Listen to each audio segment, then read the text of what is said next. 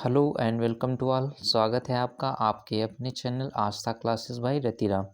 तो दोस्तों, जैसा कि हम लोग लूसेंट की 1000 क्वेश्चन की सीरीज सॉल्व कर रहे थे, तो हम लोगों ने पार्ट 7 तक कवर कर लिया था।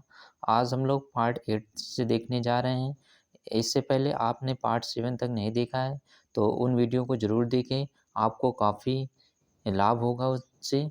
तो आज हम लोग पार्ट 8 से देखेंगे। तो चलिए ज़्यादा टाइम ना वेस्ट करते हुए हम लोग क्लास को शुरू करते हैं। पहला क्वेश्चन आपके स्क्रीन पर लिखा हुआ है, ब्लीचिंग पाउडर किससे बना होता है? तो ब्लीचिंग पाउडर आपका कैल्शियम हाइपोक्लोराइड से बना होता है। और ब्लीचिंग पाउडर का जो फार्मूला होता है वो होता है CaOCl2। तो ब्लीचिंग पाउडर का फार्मूला आपका होता है CaOCl2 होता है। और ब्लीचिंग पाउडर को हम लोग विरंजक चूर्ण के नाम से भी जानते हैं। तो ब्लीचिंग पाउडर को हम लोग विरंजक चूर्ण के नाम से भी जानते हैं। और ब्लीचिंग पाउडर का जो फार्मूला होता था आपका होता था CaOCl2। तो ब्लीचिंग पाउडर किससे बना होता है? ब्लीचिंग पाउडर कैल्शियम हाइपोक्लोराइड से बना होता है। और इसका जो फार्मूला होता है वो होता है CaOCl2 होता है। और इसे हम लोग विरंजक चूर्ण के नाम से भी जानते हैं। ठीक है, आशा करता हूँ आपको क्वेश्चन समझ में आ गया होगा। अगला क्वेश्चन देखते हैं हम लोग। लिखा हुआ है, प्रकाश का रंग किससे निश्चित होता है? तो जो प्रकाश का रंग होता है उसकी तरंग दैर्ध्य से निश्चित होता है। फिर आगे हम लोग बढ़ जाते हैं और यहीं पे देख लेते हैं। देखिए, प्रकाश की जो तरंग दैर्ध्य प्रकाश का रंग किससे निश्चित होता है? तो तरंग दैर्ध्य से निश्चित होता है। और जो बैंगनी रंग की जो तरंग दैर्ध्य बैंगनी रंग की लाल रंग का जो तरंग दैर्ध्य होता है सबसे अधिक होता है। और बैंगनी रंग का तरंग दैर्ध्य सबसे कम होता है। लाल रंग का जो तरंग दैर्ध्य होता है क्या होता है? सबसे अधिक होता है। और बैंगनी रंग का जो तरंग दैर्ध्य होता है वो क्या होता है? सबसे कम होता है। और देखिए, लाल रंग का जो विचलन होता है सबसे कम होता है। और बैंगनी रंग का जो विचलन होता है सबसे ज़्यादा होता है। ठीक है, चलिए आगे बढ़ते हैं हम लोग। लिखा हुआ है लिखा हुआ है, चाइना मैन शब्द किस खेल से संबंधित है? तो चाइना मैन शब्द है वो क्रिकेट से संबंधित है। तो चाइना मैन शब्द जो है किस खेल से संबंधित है? तो आपका क्रिकेट से संबंधित है। ठीक है, फिर लिखा हुआ है, क्राई क्राई का पूर्ण रूप क्या होता है? तो क्राई का पूर्ण रूप हो जाता है आपका हो जाएगा child right and you. Cry का फुल फॉर्म क्या आ जाएगा आपका? Child right and you. फिर आगे देखिए, नेक्स्ट क्वेश्चन लिखा हुआ है, अभिनव बिंद्रा का संबंध किस खेल से है? तो अभिनव बिंद्रा का संबंध है जो आपका निशानेबाजी से है। किससे है? निशानेबाजी से है। ठीक है, फिर आगे हम लोग बढ़ जाते हैं। लिखा हुआ है, उबेर कप काफ़ी बार एग्जाम में पूछा गया है। तो उबेर कप किस खेल से संबंधित है? तो उबेर कप आपका बैडमिंटन से संबंधित है। किससे संबंधित है? बैडमिंटन से। लिखा हुआ है, भारत के प्रमुख गुप्तचर संस्थाएं कौन कौन सी हैं? तो भारत की जो प्रमुख गुप्तचर संस्थाएं हैं, रा है आपका, IB है इंटेलिजेंस ब्यूरो, और CBI है सेंट्रल ब्यूरो इन्वेस्टिगेशन। ठीक है, तो रा हो गया आपका, IB हो गया, और आपका CBI होगा। ये क्या है? गुप्तचर संस्थाएं हैं। फिर आगे लिखा हुआ है क्वेश्चन, चौधरी चरण सिंह के समाधि स्थल का क्या नाम है? तो चौधरी चरण सिंह के जो समाधि स्थल का नाम था वो था आपका किसान घाट। क्या था? किसान घाट। तो आगे लिखा हुआ है क्वेश्चन, देखिए, विश्व का सबसे बड़ा मरुस्थल कौन सा है? तो विश्व का सबसे बड़ा मरुस्थल आपका है सहारा। और ये कहाँ पे पाया जाता है? उत्तरी अफ्रीका में पाया जाता है। तो विश्व का सबसे बड़ा मरुस्थल आपका आ जाएगा सहारा आ जाएगा। और ये आप कहाँ कहाँ पर स्थित है? आपका उत्तरी अफ्रीका में स्थित है।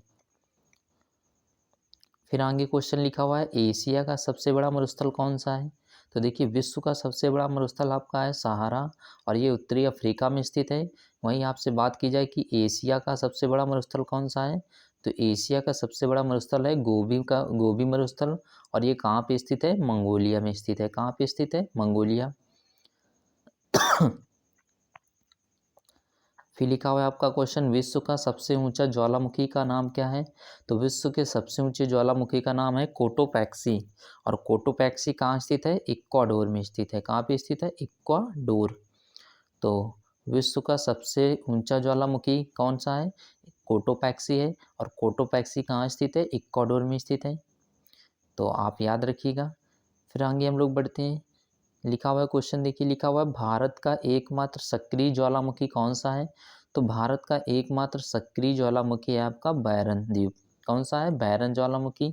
तो भारत का एकमात्र सक्रिय ज्वालामुखी आ जाएगा आपका बैरन। फिर लिखा हुआ है जवाहरलाल नेहरू का जन्म कब हुआ था। तो जवाहरलाल नेहरू का जन्म 14 नवंबर 1889 को हुआ था। तो जवाहरलाल नेहरू को हम लोग चाचा के नाम से भी जानते थे। जवाहरलाल नेहरू को हम लोग चाचा के नाम से भी जानते थे और इनका जो जन्म हुआ था वो 14 नवंबर 1889 को हुआ था। ठीक है। फिर लिखा हुआ है भारतीय संविधान कब अंगीकृत किया गया था। तो भारतीय संविधान आपका अंगीकृत शब्द लिख किया जा सकता है या अधिनियमित। अधिनियमित, अंगीकृत या अधिनियमित या आत्मार्पित शब्द लिख किया जा सकता है।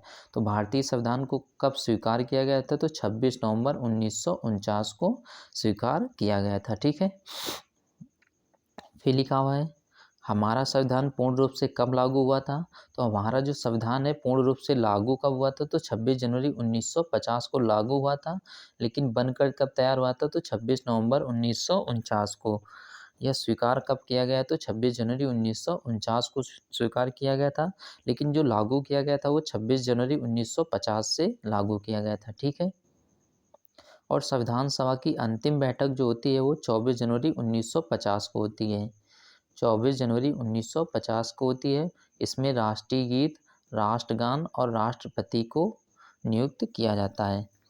इसमें क्या 24 जनवरी 1950 को राष्ट्रपति को अपनाया जाता है, राष्ट्रगान को अपनाया जाता है और राष्ट्रीय गीत को अपनाया जाता है। ठीक है। फिर आगे देखिए क्वेश्चन लिखा हुआ है आपका भारत में राजनीतिक शक्ति का मुख्य स्रोत क्या है। तो भारत में राजनीतिक शक्ति का जो मुख्य स्रोत है वो आपका है संसद है। क्या है। संसद। फिर लिखा हुआ है आंतरिक अशांति के कारण पहली बार आपातकाल कब लगाया गया था। तो आंतरिक अशांति के आधार पर पहली बार जो आपातकाल लगाया गया था 1975 के टाइम में लगाया गया था और इस समय इंदिरा गांधी की सरकार थी। ठीक है। तो इंदिरा गांधी के टाइम पर 1975 में पहली बार आपातकाल लगाया गया था। ठीक है। फिर लिखा हुआ है भारतीय सिनेमा स्कोप की प्रथम फिल्म कौन सी थी। तो भारतीय सिनेमा स्कोप की प्रथम फिल्म थी आपकी कागज के फूल। कौन थी। कागज के फूल। फिर देखिए लिखा हुआ है विश्व का सबसे बड़ा ज्ञात स्वर्ण भंडार कहाँ है। तो विश्व का सबसे बड़ा ज्ञात स्वर्ण भंडार आपका दक्षिण अफ्रीका में है। कहाँ पे है। दक्षिण अफ्रीका में। फिर लिखा हुआ है लाल त्रिकोण किसका प्रतीक चिन्ह है। तो लाल त्रिकोण आपका परिवार नियोजन का प्रतीक चिन्ह है। ठीक है। फिर लिखा हुआ है रेड क्रॉस किसका प्रतीक चिन्ह है। तो रेड क्रॉस आपका आ जाएगा डॉक्टरी सहायता का प्रतीक चिन्ह है। फिर लिखा हुआ है चिल्का झील कहाँ स्थित है। तो चिल्का झील आपका उड़ीसा में स्थित है। और सबसे बड़े खारे पानी की झील कौन सी आ जाएगी। चिल्का झील आ जाएगी। ठीक है। तो चिल्का झील कहाँ स्थित है। उड़ीसा में स्थित है। और ये कैसा झील का उदाहरण है। तो लैगून झील का उदाहरण है। तो भारत की सबसे बड़ी लैगून झील क्या आ जाएगी आपकी। चिल्का झील आ जाएगी। ठीक है। फिर आगे लिखा हुआ देखिए साथिया किस राज्य की लोक कला शैली है। तो साथिया आपकी गुजरात की लोक कला शैली है। ठीक है। फिर लिखा हुआ है लक्षद्वीप में कुल कितने द्वीप हैं। तो लक्षद्वीप में आपके 36 लक्षद्वीप हैं। कितने हैं। 36 द्वीप स्थित हैं। फिर लिखा हुआ है उच्च न्यायालय की परिभाषा किस अनुच्छेद में दी गई है। तो उच्च न्यायालय की परिभाषा जो दी गई है 214 अनुच्छेद में दी गई है। वहीं आपका सर्वोच्च न्यायालय की जो अनुच्छेद किस अनुच्छेद में दी गई है। सर्वोच्च न्यायालय की परिभाषा आपका अनुच्छेद 124 में दी गई है। और 124 को उल्टा करेंगे तो 224 आ जाएगा। और 224 की में अनुच्छेद 224 में उच्च न्यायालय की व्यवस्था की गई है।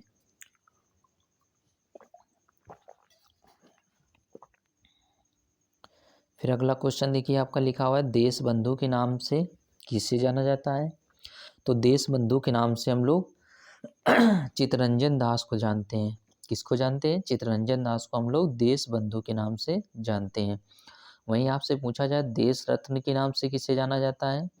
तो देश रत्न के नाम से हम लोग डॉक्टर राजेंद्र प्रसाद को जानते हैं। किसको जानते हैं। डॉक्टर राजेंद्र प्रसाद।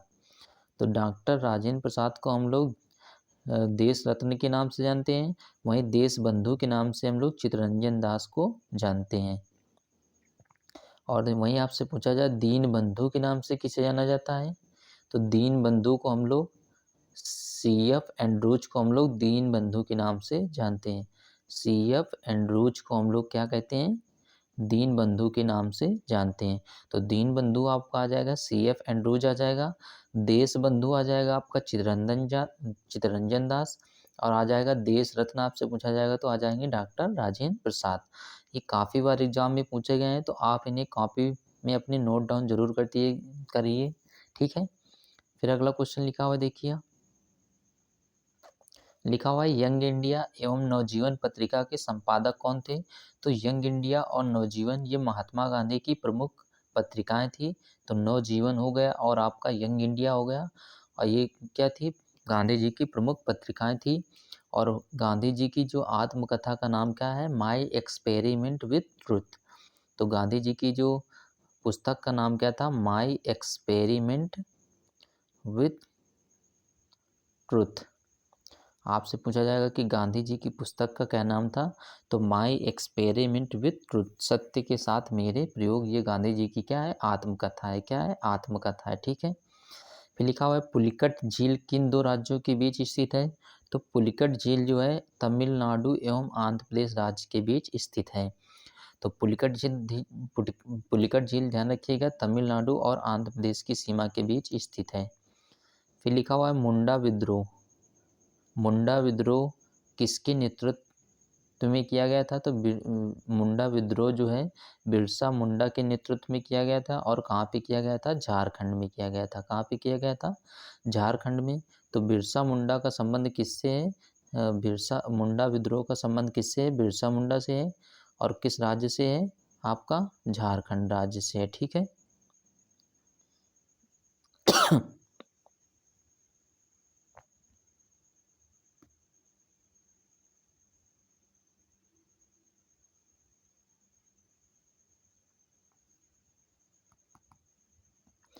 फिर अगला क्वेश्चन देखिए आपका लिखा हुआ है पीलिया रोग से शरीर का कौन सा अंग प्रभावित होता है, तो पीलिया रंग से शरीर का यकृत प्रभावित होता है। कौन सा अंग प्रभावित होता है, यकृत प्रभावित होता है। और यकृत से आपका क्या निकलता है, पित्तरस। तो पित्तरस का जो श्रावण होता है वो कहाँ से होता है, यकृत से होता है। तो पित्तरस हमारा कहाँ से निकलता है, यकृत से निकलता है। और पूछा जाएगा कि शरीर की सबसे बड़ी ग्रंथि कौन सी है, तो आप बताएंगे यकृत है। तो शरीर की सबसे बड़ी ग्रंथि का नाम आ जाएगा यकृत आ जाएगा। और पीलिया रोग से कौन सा अंग प्रभावित होता है, तो यकृत प्रभावित होता है आपका, ठीक है। फिर आगे देखिए, हम आगे क्वेश्चन लिखा हुआ है एक आवेशित खोखले गोलक के अंदर किस किस भी जगह का मान होता है, तो एक आवेशित खोखले गोले के अंदर आवेश का मान क्या होता है, शून्य होता है। क्या होता है, शून्य होता है आपका, ठीक है।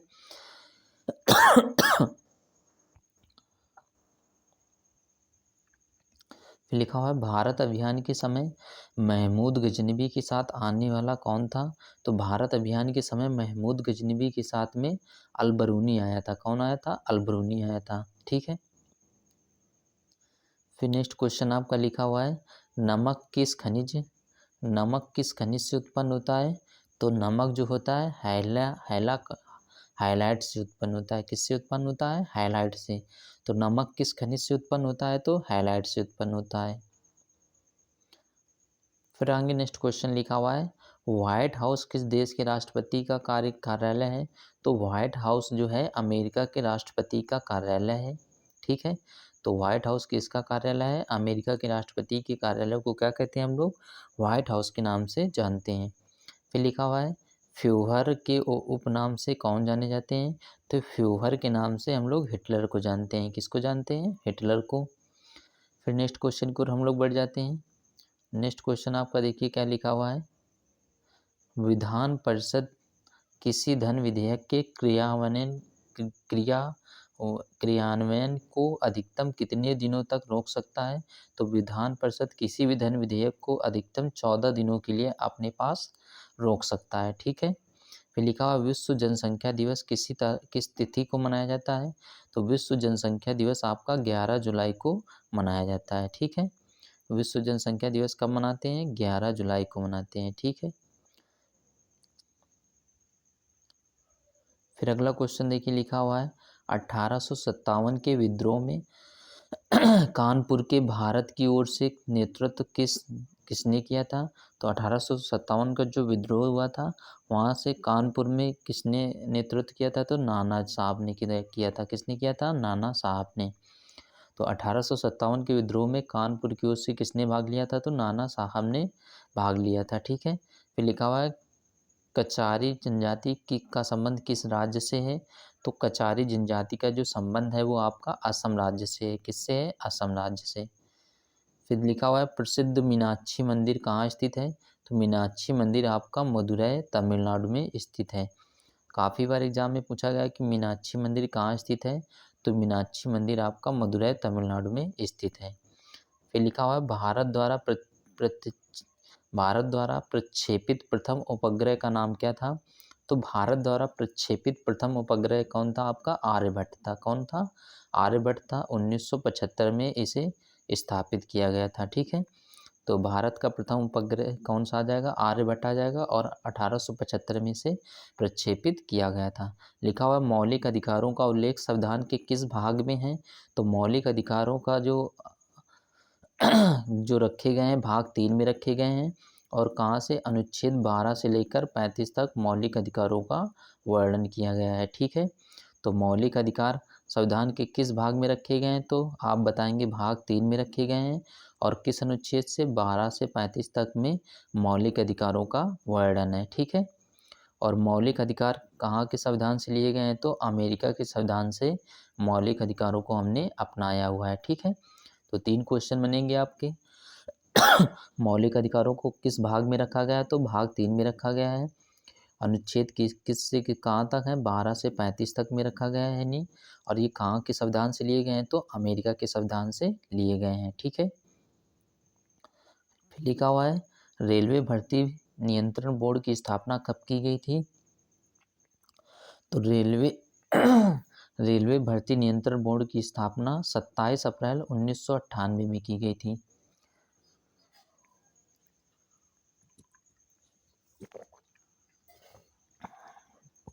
तो रेलवे भर्ती बोर्ड की स्थापना कब की गई थी?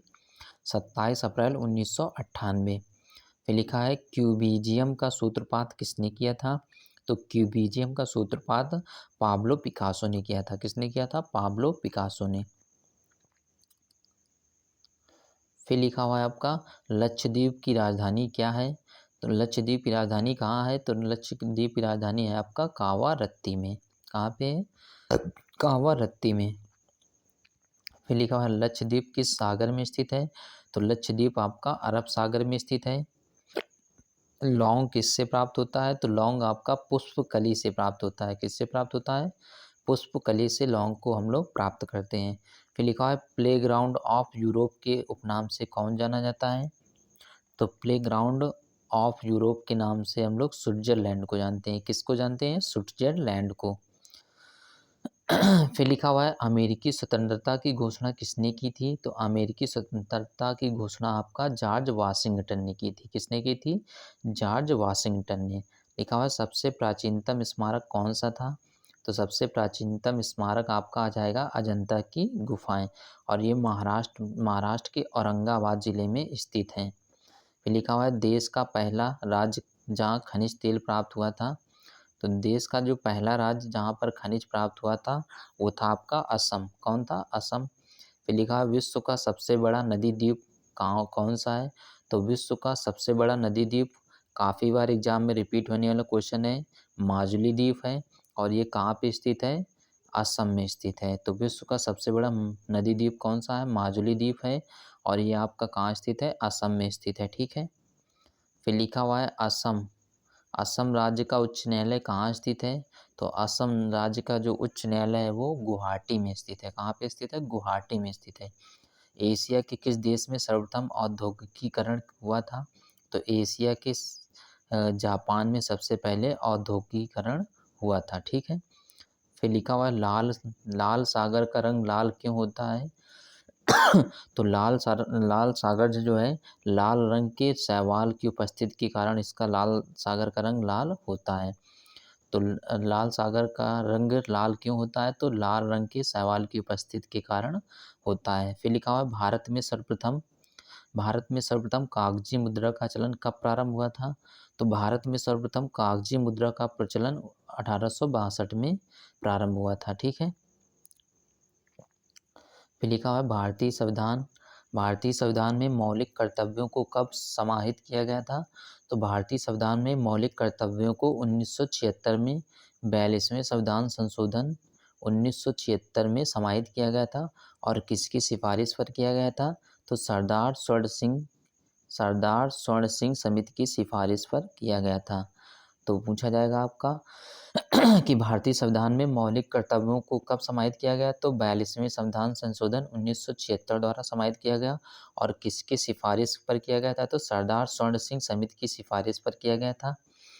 और मौलिक कर्तव्यों को हमने किस देश के संविधान से लिया है? तो हमने रूस के संविधान से अपनाया हुआ है। तो मौलिक कर्तव्यों को हमने रूस के संविधान से अपनाया हुआ है। और मौलिक कर्तव्यों को हम लोग भाग 51 के ए में मौलिक कर्तव्यों का वर्णन है। ठीक है। फिर आगे लिखा हुआ है, नेक्स्ट क्वेश्चन लिखा हुआ है, संविधान का पहला अधिवेशन कहाँ हुआ था? तो संविधान का पहला अधिवेशन आपका नई दिल्ली में हुआ था। कहाँ पे हुआ था? नई दिल्ली में हुआ था। फिर लिखा हुआ है, राष्ट्रीय विकास परिषद के पदेन अध्यक्ष कौन होते हैं?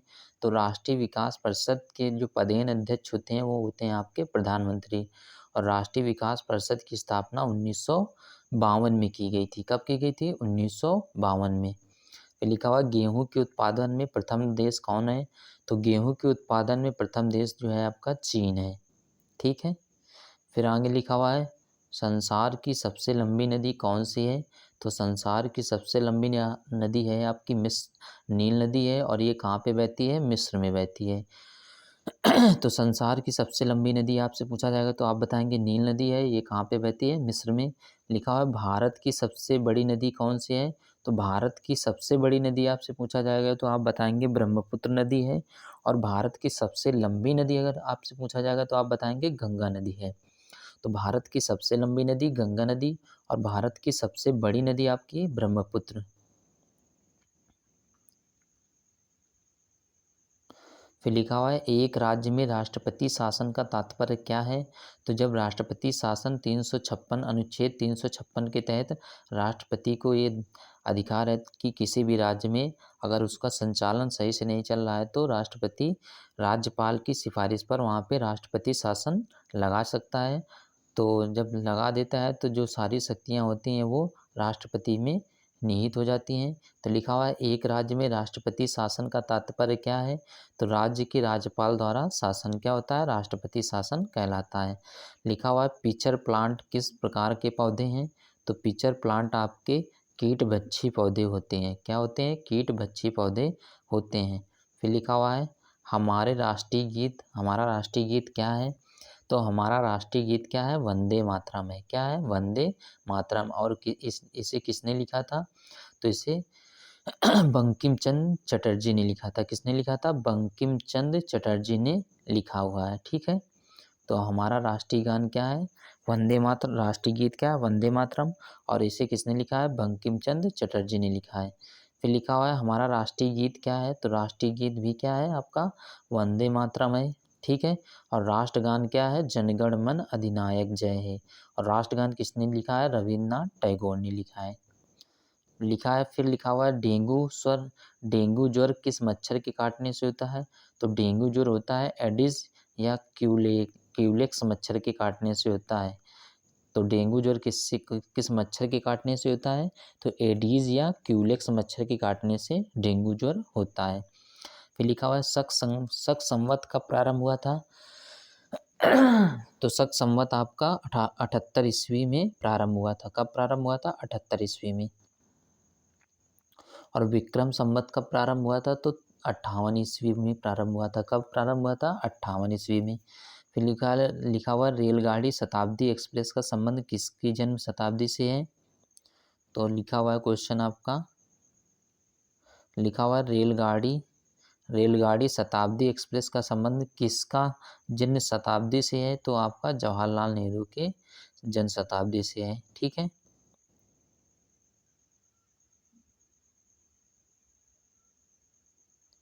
फिर नेक्स्ट क्वेश्चन लिखा हुआ है इंटरपोल। इंटरपोल अंतर्राष्ट्रीय अपराधी पुलिस संगठन का मुख्यालय कहाँ स्थित है? तो इंटरनेशनल पुलिस, इसका फुल फॉर्म क्या आ जाएगा? इंटरपोल का फुल फॉर्म आ जाएगा इंटरनेशनल पुलिस। तो इंटरपोल का मुख्यालय आपका लियोन फ्रांस में स्थित है। कहाँ पे स्थित है? लियोन फ्रांस में स्थित है। ठीक है। फिर अगला क्वेश्चन लिखा हुआ है आपका, सदन के किस सभा को कभी विघटित नहीं किया जा सकता है? तो संसद के राज्यसभा को कभी भी विघटन नहीं किया जा सकता है, वहीं लोकसभा का विघटन किया जा सकता है। ठीक है। फिर लिखा हुआ है भारत में पंचवर्षीय योजना किसने प्रारंभ की थी? तो भारत में पंचवर्षीय योजना प्रारंभ करने का जो श्रेय जाता है पीसी महालनोबिस को जाता है। ठीक है। फिर लिखा हुआ है क्यू शब्द का संबंध किस खेल से है?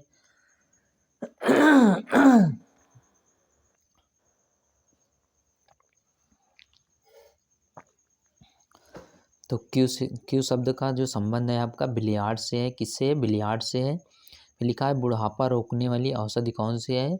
तो सेस्टैरिन जो है बुढ़ापा रोकने वाली औषधि है। फिर लिखा हुआ है गर्भाशय में कौन सी पेशी पाई जाती है? तो गर्भाशय में आरेखित पेशी पाई जाती है। क्या पाई जाती है? आरेखित पेशी पाई जाती है। ठीक है। फिर लिखा हुआ है किस देश को नील का उपहार कहा जाता है? तो नील का उपहार मिस्र को कहा जाता है, क्योंकि यहाँ पे नील नदी बहती है। तो नील का उपहार किसे कहते हैं? मिस्र को। लिखा है भारत का पहला रसायन बंदरगाह कौन सा है? तो भारत का पहला रसायन बंदरगाह आपका आ जाएगा दहेज बंदरगाह, और ये कहाँ पे स्थित है? गुजरात में स्थित है। और गुजरात में ही कांडला बंदरगाह स्थित है, और कांडला बंदरगाह एक ज्वारी बंदरगाह का उदाहरण है। तो आपसे पूछा जाएगा कि कांडला बंदरगाह कहाँ स्थित है? तो गुजरात में स्थित है। और कांडला बंदरगाह एक कैसा बंदरगाह है? तो ज्वारी बंदरगाह है। ठीक है।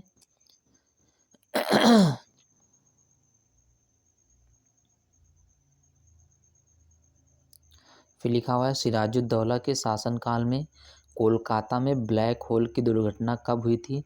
तो सिराजुद्दौला के शासनकाल में कोलकाता में ब्लैक होल की दुर्घटना 1756 में हुई थी। कब हुई थी? 1756 में। लिखा हुआ है हाफ मैन किस खेल से संबंधित है? तो हाफ मैन कप का संबंध आपका टेनिस से है। किससे है? टेनिस से। लिखा हुआ है न्यूट्रॉन बम का आविष्कार किसने किया था? तो न्यूट्रॉन बम का आविष्कार आपका सैमुअल कोहेन ने किया था। किसने किया था? सैमुअल कोहेन ने। फिर नेक्स्ट क्वेश्चन देखते हैं हम लोग। लिखा हुआ है माचिस के तीली पर कौन सा पदार्थ लगाया जाता है? तो माचिस के तीली पर लाल फास्फोरस लगाया जाता है। कौन लगाया जाता है? लाल फास्फोरस। फिर लिखा हुआ है गॉड ऑफ स्मॉल थिंग्स के लेखक कौन है? तो बार बार रिपीट होती है ये बुक। तो गॉड ऑफ स्मॉल थिंग के लेखक हैं आपके अरुंधति राय। कौन है? अरुंधति राय। फिर अगला क्वेश्चन लिखा हुआ है अयोध्या किस नदी के किनारे स्थित है? तो अयोध्या आपका सरयू नदी के किनारे स्थित है। फिर लिखा हुआ है तीसरा अंपायर नियम के प्रथम शिकार होने वाले पहले बल्लेबाज कौन थे? तो तीसरे अंपायर नियम के प्रथम शिकार होने वाले पहले बल्लेबाज आपके सचिन तेंदुलकर थे। कौन थे? सचिन तेंदुलकर। फिर लिखा हुआ है आ पैसेज टू इंडिया के लेखक कौन है? तो आ पैसेज टू इंडिया के लेखक हैं आपके E.M. फोस्टर। कौन है? E.M. फोस्टर। फिर लिखा हुआ है रोवर्स कप का संबंध किस खेल से है? तो रोवर्स कप का संबंध आपका फुटबॉल से है। किससे? फुटबॉल से है। फिर लिखा हुआ है चंद्रगुप्त मौर्य के राजनीतिक गुरु कौन थे? तो चंद्रगुप्त मौर्य के जो राजनीतिक गुरु थे आपके थे चाणक्य। चाणक्य को हम लोग विष्णुगुप्त के नाम से भी जानते हैं। तो चाणक्य को हम लोग कौटिल्य और विष्णुगुप्त के नाम से जानते हैं। तो चाणक्य को हम लोग विष्णुगुप्त और कौटिल्य, इनके दो नाम और हैं तो याद रखिएगा। तो चाणक्य के बचपन का नाम का क्या था? विष्णुगुप्त था, और इनका नाम कौटिल्य के नाम से भी जानते हैं। फिर लिखा हुआ है आयकर कौन लगाता है? तो आयकर आपका केंद्र सरकार लगाती है। फिर अगला क्वेश्चन हम लोग देखते हैं। लिखा हुआ है गौतम बुद्ध ने प्रथम उपदेश कहाँ दिया था? तो गौतम बुद्ध ने पहला उपदेश आपका सारनाथ में दिया था। ठीक है। और गौतम बुद्ध का अगर आप लोग डिटेल में जानना चाहते हैं बौद्ध धर्म और जैन धर्म के बारे में, तो हमारा जो पिछला वीडियो है जैन धर्म और बौद्ध धर्म में ही किया हुआ है, तो आप उसे ज़रूर देख लें और आपको काफ़ी हेल्प होगा उससे। ठीक है। फिर अगला क्वेश्चन लिखा हुआ है विश्व की सबसे प्राचीन मोड़दार पर्वत और अपशिष्ट पर्वत कौन सा है। तो विश्व का सबसे प्राचीन पर्वत और अपशिष्ट पर्वत है आपका अरावली पर्वत। कौन सा है? अरावली पर्वत। ठीक है।